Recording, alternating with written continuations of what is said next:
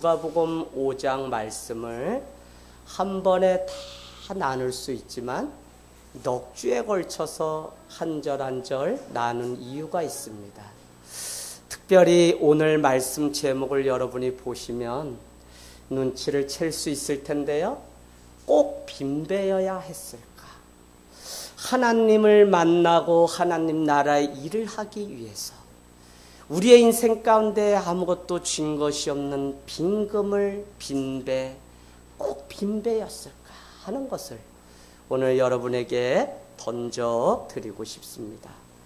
여러분 누구나 잘 살고 싶은 마음은 다 있기 마련입니다. 하지만 청년의 때, 청춘의 때에 품었던 그 꿈을 그대로 간직하고 이뤄가는 사람은 많지 않은 것이 사실입니다. 자신의 계획이 있으나 하나님은 어느 시점에서는 인생의 굴곡이나 터닝 포인트를 만들어 놓았다는 것입니다. 특별히 내가 가고 싶지 않음에도 불구하고 겪어야 되는 인생의 터닝 포인트가 누구에게나 다 있다고 하는 사실입니다. 어쩌면 신앙은 다른 것이 아니라 내 인생에 찾아온 굴곡, 내 인생의 광야 가운데서 하나님의 손길이 무엇을 가르치고 있는지 그것을 발견하고 볼 수 있는 그것이 신앙인지 모릅니다. 여러분, 어쩌면 신앙은 유한한 시간 속에 의미를 찾아가는 진정한 나를 만나고 발견하는 그 일에서부터 눈을 뜰 때 거기부터 주를 주라고 고백하는 일들이 마치 시몬이 선생을 향하여 더 이상 선생이 아니라 주여 나를 떠나소서 나는 죄인입니다라고 고백했던 Lord Savior 구원자요 그는 내 인생의 주권자라고 고백했던 그 주님. 여러분 우리가 잘 아는 톨스토이라고 하는 세계적인 문호는 그 인생을 너무나 잘 살고 싶은 그 열망이 그에게 있었습니다.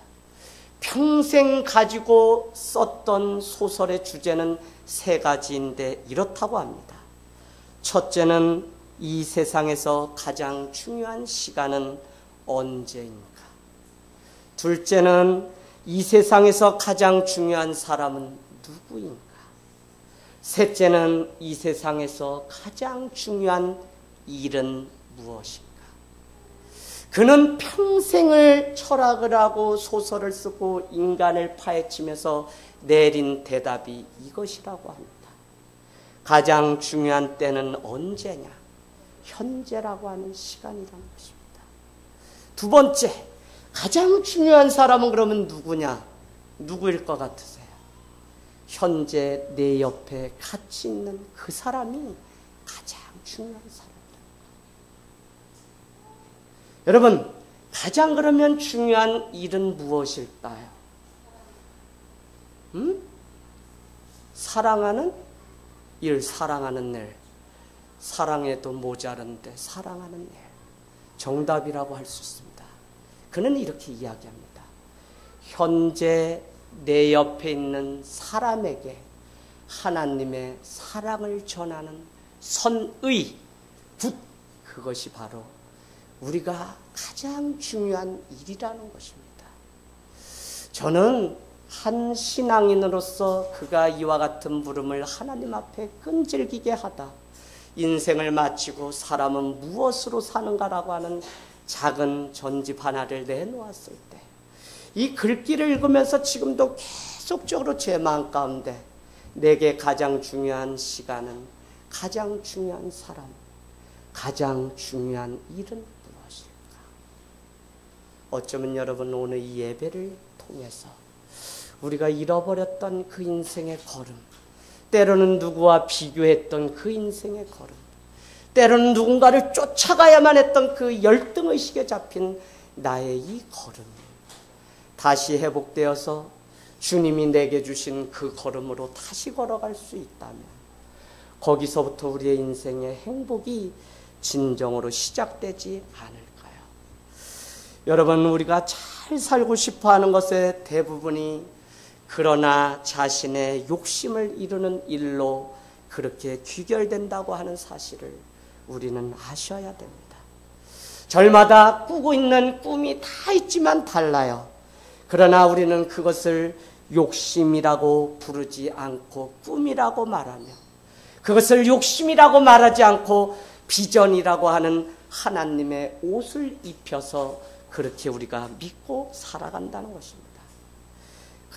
그러나 그렇게 옷을 입힌다고 꿈이 되거나 비전이 되지 않음에도 불구하고 말입니다. 얼마나 많은 자신의 꿈과 비전이 왜곡되어 있는지 우리는 감지조차도 못하고 살아갈 때가 있습니다. 더 큰 문제는 무엇이냐? 그 꿈을 이루기 위해서 하나님이라고 하는 신적 존재를 끌어당긴다는 것입니다.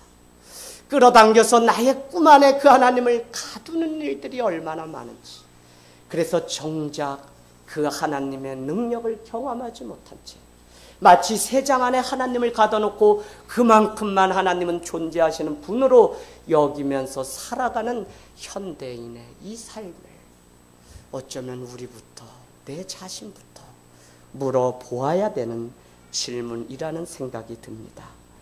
여러분, 오늘 시몬의 인생에는 어떤 꿈이 있었을까요? 우리는 누가복음 5장을 보면서 시몬에게도 꿈이 있었을 것을 상상력을 동원해서 한번 들여다보기를 원합니다. 아마도 그가 예수님을 만나기 이전까지의 그의 삶은 우리와 별반 다르지 않았을 것입니다. 한낱 어부로서 충실하게 살기를 원하죠. 그러나 당시 어부는 물고기를 잡아오게 되면 깨끗한 고기와 시장에 내다 팔 것과 팔지 못하는 더러운 부정한 물고기를 분류하는 일들을 해야 했습니다. 아버지가 어부기 때문에 오늘 시몬이 어부의 삶을 살아갔다고 생각할 수 있지만, 더 중요한 것은 무엇이냐면 그는 저기 있는 예루살렘 그 중심에, 유대교라고 하는 그 중심에, 이제 막 기독교가 태동한 그 중심에서 벗어나서 유대의 정결 예식에, 부정한 것을 만지면 안 되는 그 정결 예식 때문에 그는 저기 변방에 떨어져서 30년, 40년 어부의 일들을 하고 있는지 모른다는 것입니다.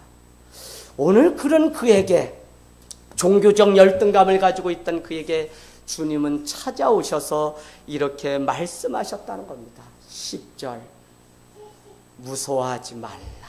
이후로는 내가 사람을 낚는 어부가 되게 하리라. 할렐루야.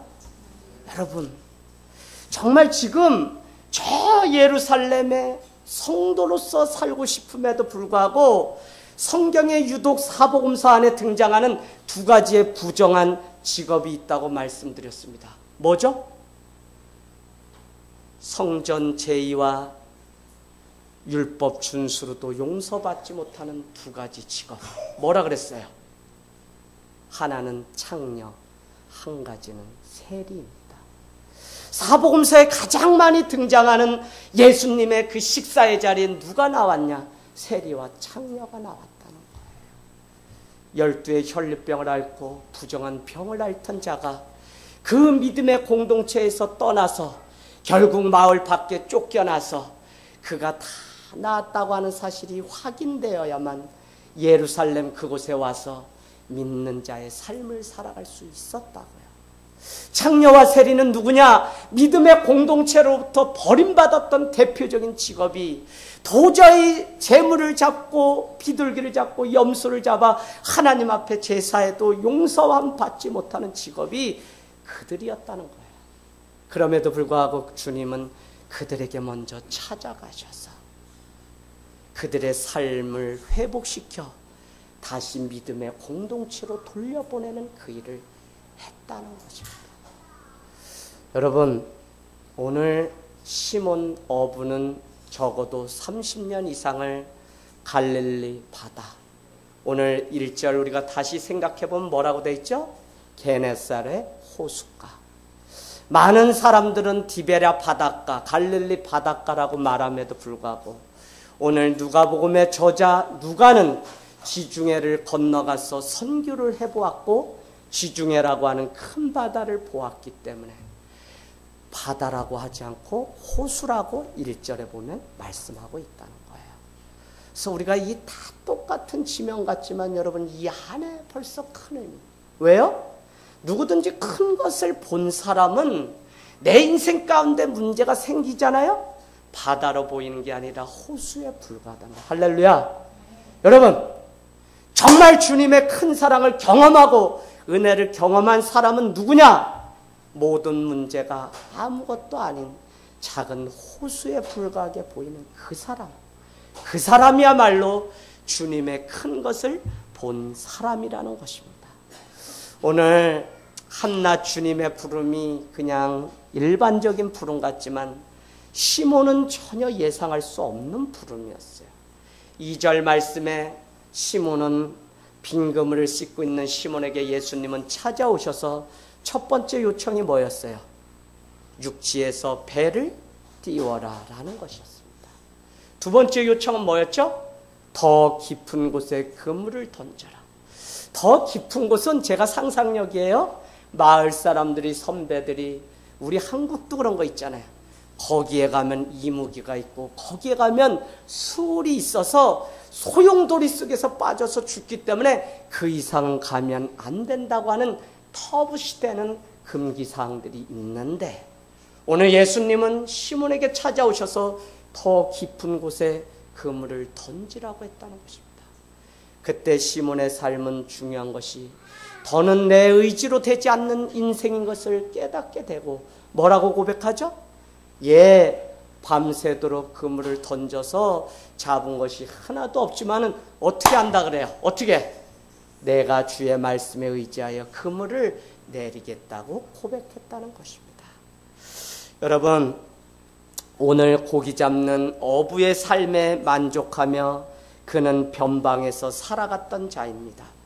부정한 것을 만지는 인생이기에 저기 있는 예루살렘 사람들처럼 하나님을 하나님이라고 부를 수 없었던 자입니다. 그는 눈이 오나 비가 오나 한 가지의 꿈이 있다면 많은 고기를 잡아 돈을 벌고 그 돈으로 큰 배를 사서 많은 사람들을 거느리는 선주가 꿈이었을지 모르는 그 인생 가운데 주님은 찾아오셔서 이렇게 말씀하셨다는 것입니다. 원래 너는 사람을 낚는 어부로 살아야 돼. 여러분, 선생님 저 시몬이라니까요. 저 모르시겠어요? 어부 시몬이에요. 갈릴리 시골 그 마을에 사는 어부 시몬이라고요. 지금 예수님 저를 잘 모르시는 것 같으세요?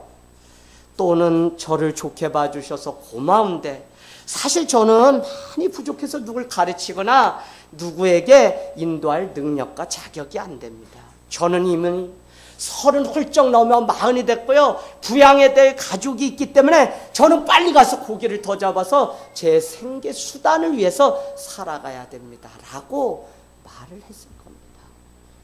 그럼에도 불구하고 오늘 우리가 이 사실을 깨닫는 한 가지 중요한 것은 무엇이냐면 우리가 이 땅에서 살아가면서 예수를 믿고 살아감에도 불구하고 많은 사람들은 자신의 크기에 맞추어서 자신의 인생의 크기를 결정하며 살아간다는 것입니다. 이야기가 무엇이냐?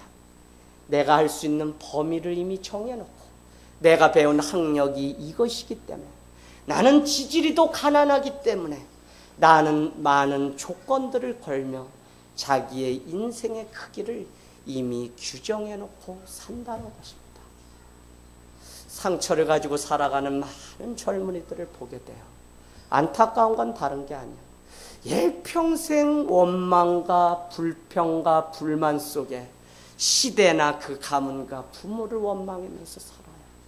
그러나 적어도 예수를 만났다면 그 문제에서 우리는 떠나는 은혜가 있어야 되는데 이미 나는 부모님을 잘못 만나 내 인생은 더 클 수가 없어서 포기했다는 것을 자기의 영담처럼 이야기하는 많은 사람들을 보게 됩니다. 여러분, 이러려면 우리가 무엇 하려고 신앙생활을 하나요? 저는 여러분에게 오늘 예수가 구주기 때문에 믿어야 된다고 지금 말씀드리는 게 아니에요.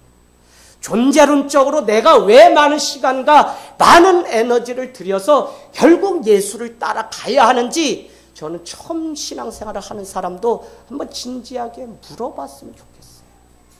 왜 오늘 세상 사람들은 다 세상으로 나가 산과 들로 나갔음에도 불구하고 오늘 왜 이 자리에 나와 계십니까?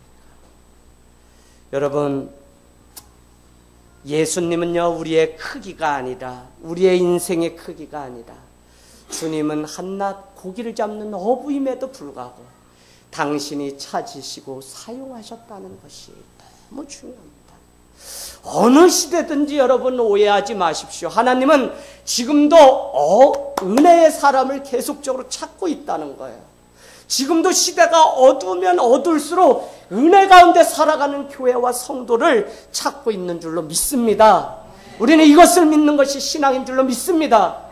여러분, 그래서 시대를 원망하거나 나의 가문과 부모를 원망하는 자리에서 떠나서 이제는 하나님의 자리로 나가야만 우리가 진정 사람을 낚는 어부의 삶을 살아갈 수 있다고요.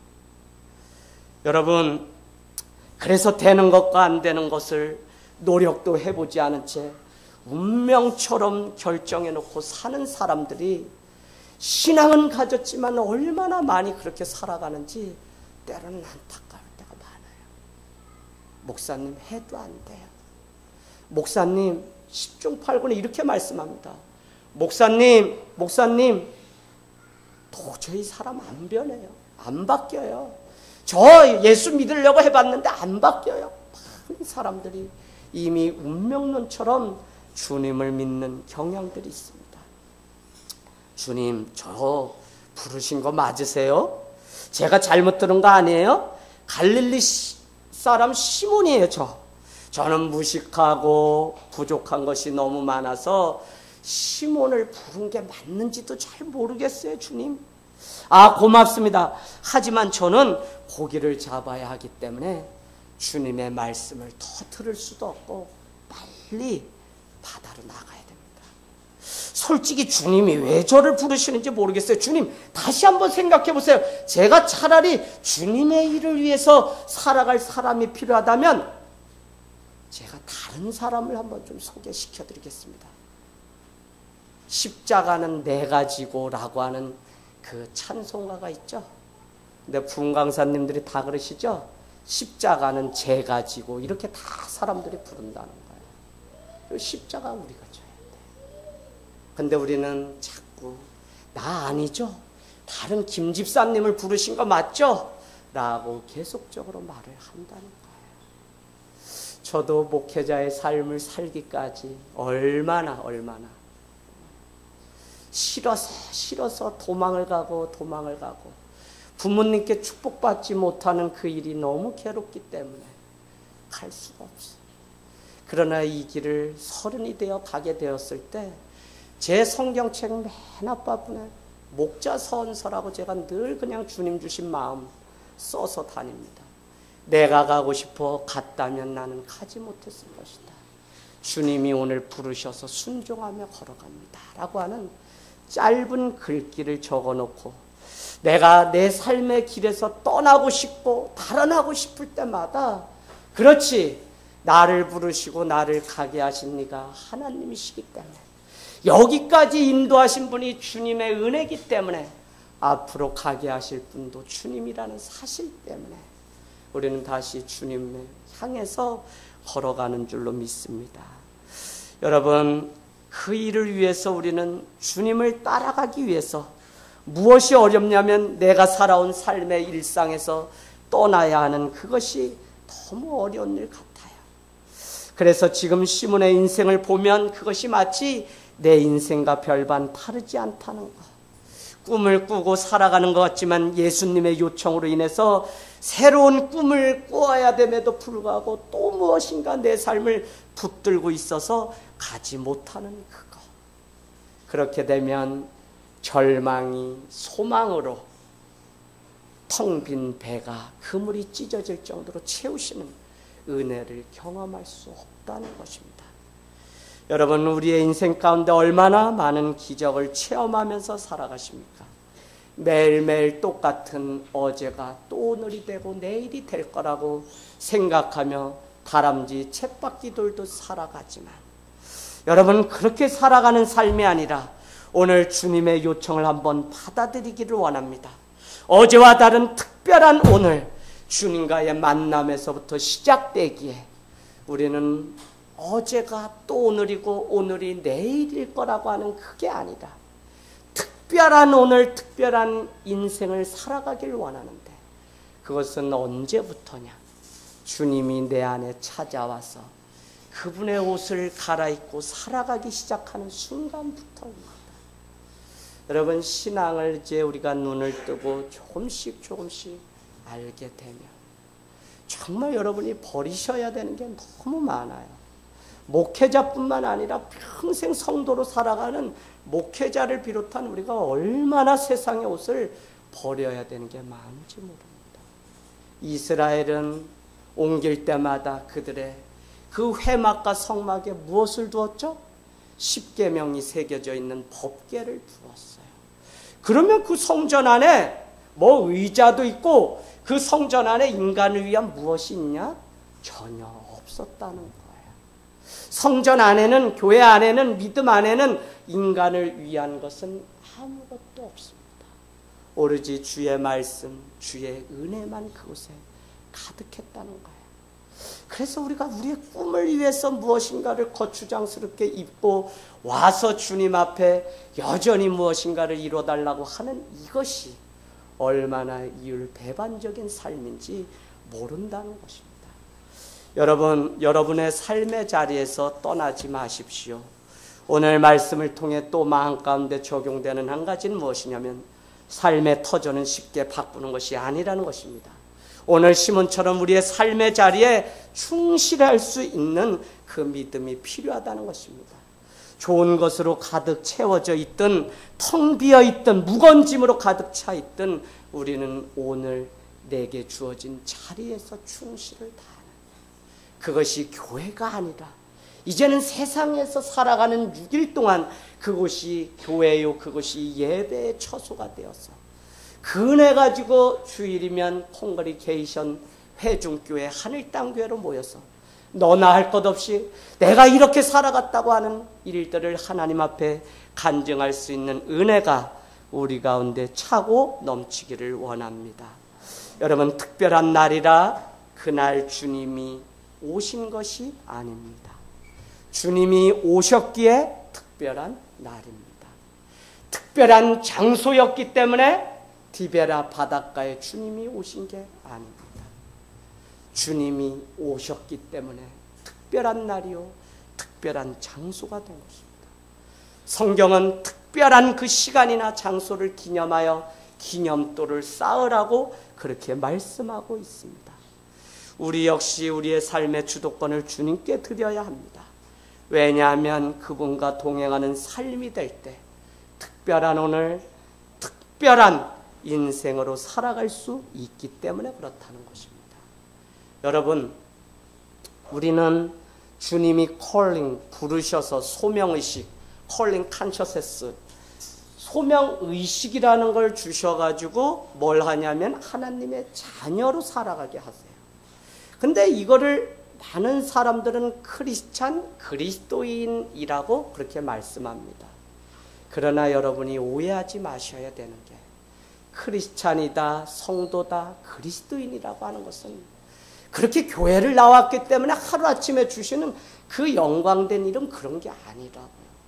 스데반의 죽음을 보았음에도 불구하고 믿음을 저버리지 않고 안디옥까지 흩어졌던 초대교회 사람들이 무언가 다른 삶을 살아가는 그 매력적인 삶 때문에 이방인들이 그들을 향하여 비로소 그리스도인이라고 불러줬다는 거예요. 여러분, 순교 각오하셔야 돼요. 얼마나 많은 난리와 소문이 우리 가운데 있는지 몰라요. 지금은 감당할 수 없어요. 그러나 여러분 마음 가운데 계속적으로. 왜요? 그 많은 것들이 우리를 주님께로부터 끄집어내려서 구원받은 백성의 길로 가지 못하게 한다니까요. 적그리스도는 다른 것이 아니라 누구든지 예수를 주를 부인하는 자는 적그리스도라고 말씀합니다. 사도행전 20장은 이미 교회의 제자된 자들을 어그러진 말로 끌어낼 자가 있다고 에베소 교회 장로들에게 사도 바울이 그렇게 부탁을 해요. 여러분, 믿음 웬만큼이 아니면 다 몇 마디의 말에 교회는 다 우리끼리 이미 무너지고 갈라지는 일이 얼마나 많아요. 아유, 제가 어딜 봐서 교주예요. 아유, 무슨 신천지 교주라고? 이상봉 형제님, 제가 그런 오해를 다 받았다. 왜요? 하늘 땅 천지 가로치고 신천지 이웃 침례교회가 그 소문을 내서 제가 얼마나 어려움을 당했는지 몰라요.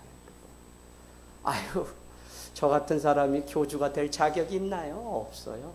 저는 그냥 한낱 저 아래 주님 따르는 그냥 한 영혼으로도 만족합니다.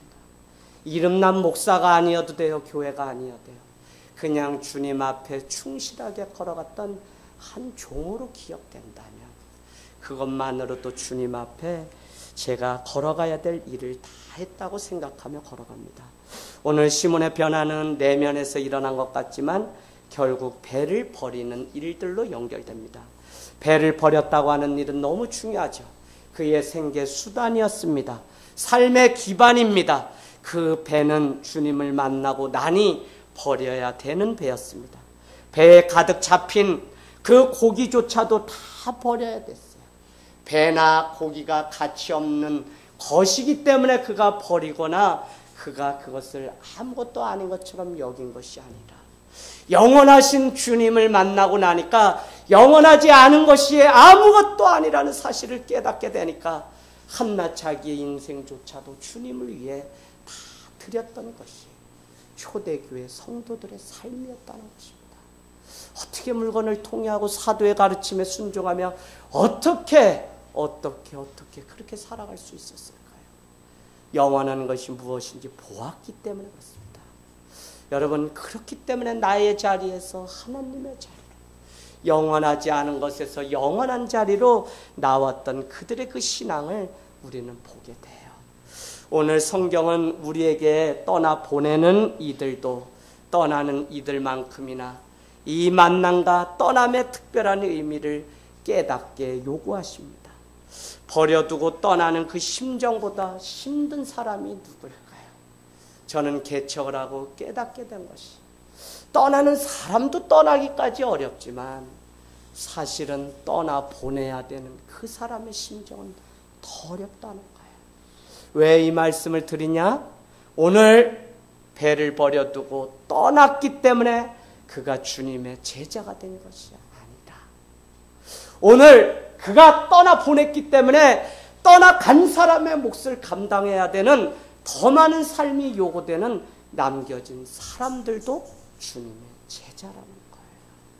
그래서 우리의 삶의 자리가 어느 자리에 있든지 늘 내게 주신 그 자리에서 하나님의 음성을 따라서 살아가는 순종이 우리에게 요구되고 있다는 것입니다. 여러분, 떠나갔어요. 그러나 그 사람도 자기 삶의 분명한 부르심을 잊고 살아간다면 그도 주님의 제자가 될 수 없습니다. 왜요? 떠나서 교회 왔습니다. 그러나 주님의 제자라고 할 수 없어요. 주님이 왜 부르시고 주님이 무엇을 향해서 가게 하시고 주님이 왜 하늘 땅 교회와 우리를 세웠는지 그 분명한 정체성을 놓치고 살면 떠나갔다 그래서 다 주님의 제자가 아니라 그가 저기 아프리카로 선교사로 갔다 그래서 주님의 제자가 아니라 그곳에서 하나님의 일들을 해야 돼요. 우리 성경 찾아보겠습니다.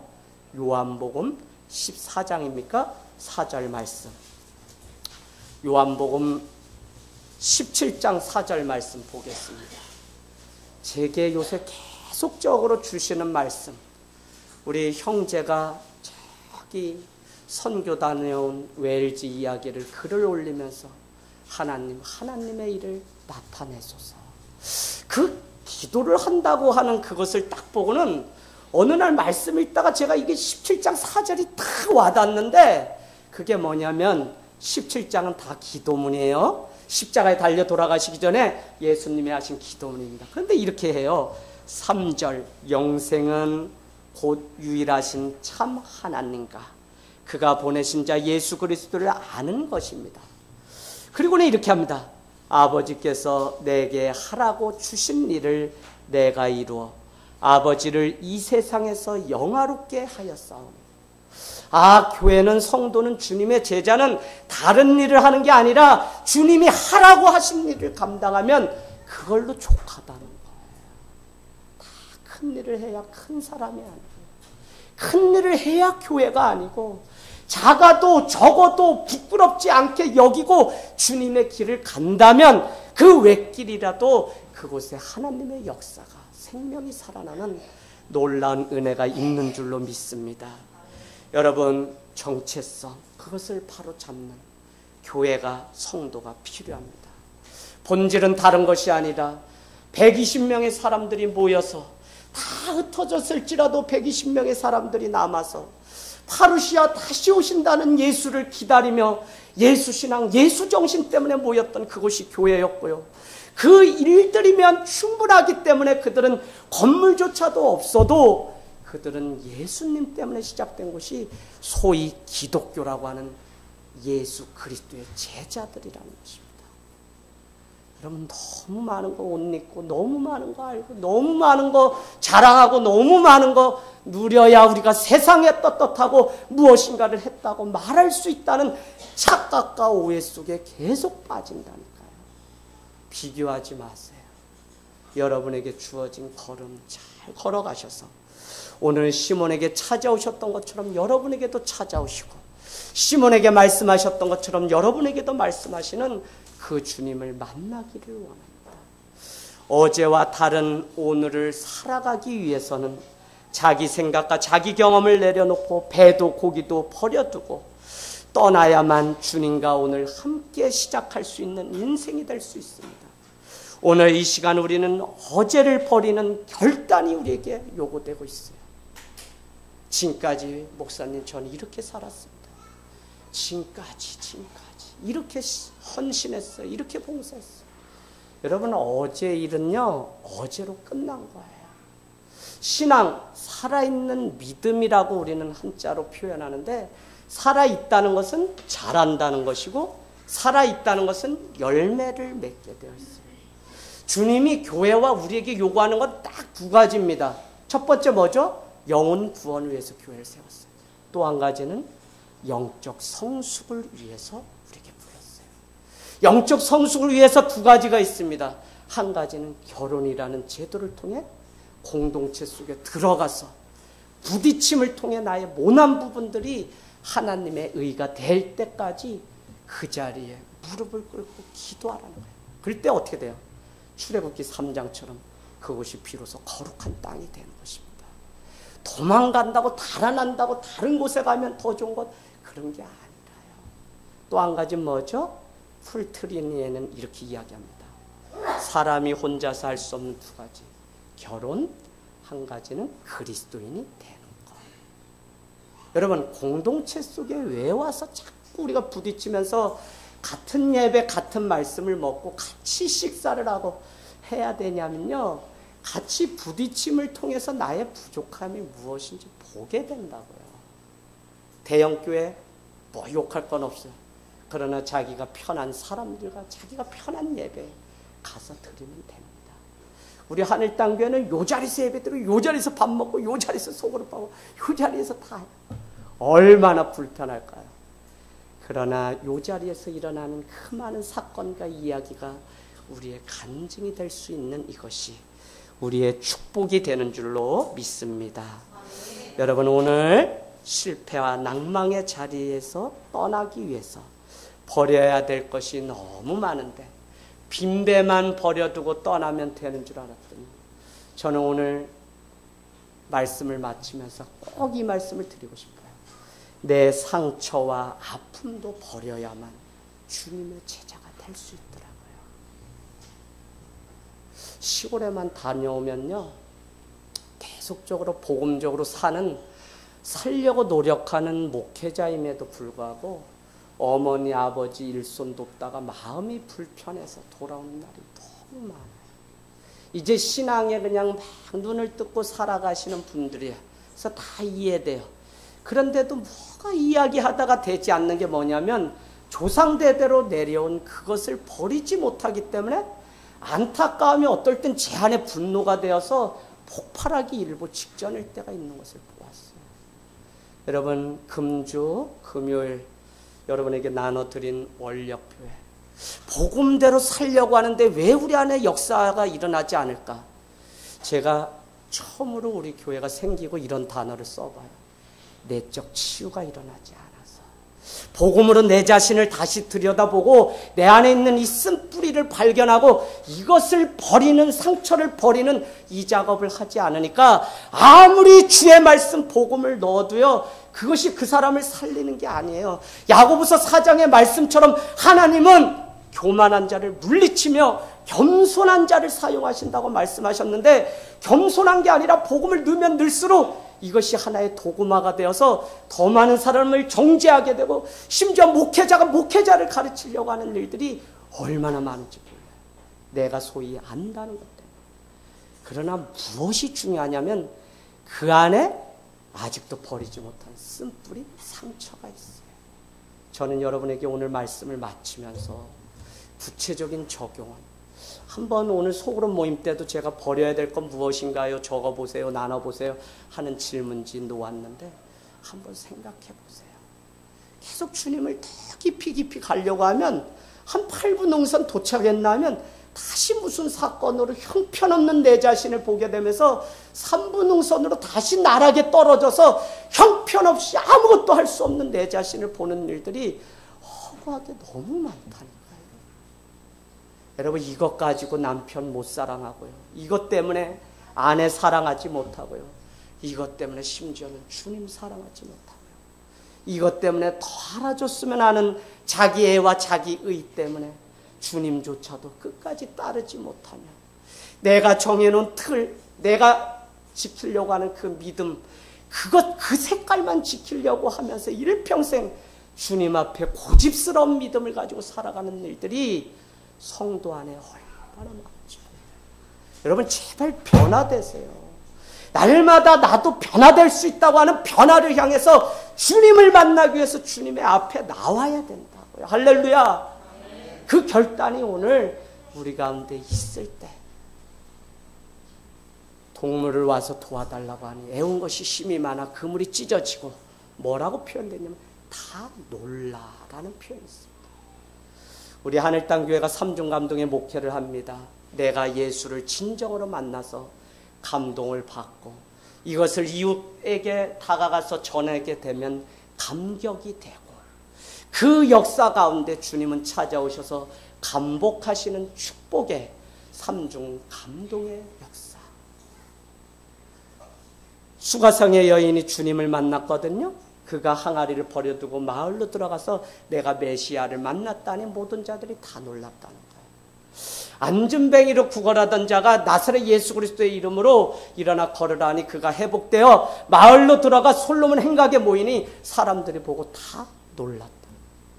사복음서는 여러분 우리에게 전해주는 한 가지, 제가 공부를 하면서 내린 결론 한 가지, 사복음서는 다 놀라의 복음. 거기에서 감동, 감격, 감복의 역사가 성경 안에 기록되어 있습니다. 여러분, 오늘 우리가 다 버리고 다 버려서 우리의 삶이 감동이 되고 누군가에게는 감격이 되고 누군가에게는 감복하는, 그냥 세상은 어두워도, 세상은 아파트문도 꼭꼭 닫고 그냥 열어주지 않아 전도가 안 된다고 해도 그 어둠 속에서 교회 자체가 빛을 발하게 되면 그곳에 무슨 소식이 있는지, 사람들이 찾아왔던 곳이 언제냐? 초대교회 카타콤의 예배였습니다. 전도 못했어요. 나가서 예수 믿으라고 말하면 순교합니다. 그들의 동굴이 적발되면 모든 사람 믿음의 공동체가 죽습니다.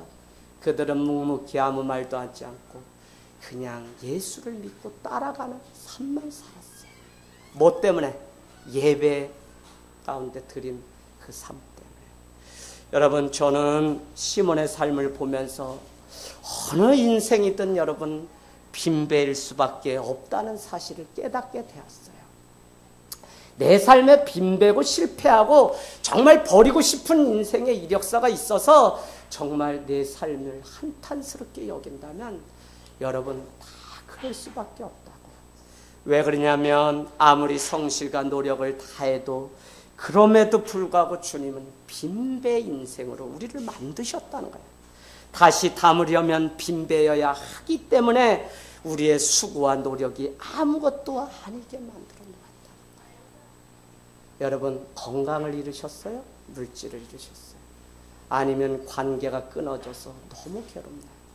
아니면 너무 큰 오해 때문에 내가 마음의 상심이 크나요? 여러분 그때가 바로 주님이 빈 배, 빈 그물을 싣고 있는 인생 가운데 찾아오셔서 정말 애울 것이 많을 정도로 찢어지는 은혜를 부어주시고 준비하고 있는 때라는 사실을 기억하시고 더욱 믿음의 선한 경주를 주님 앞에 올려드리는 저와 여러분이 되시길 주님의 이름으로 축복합니다. 우리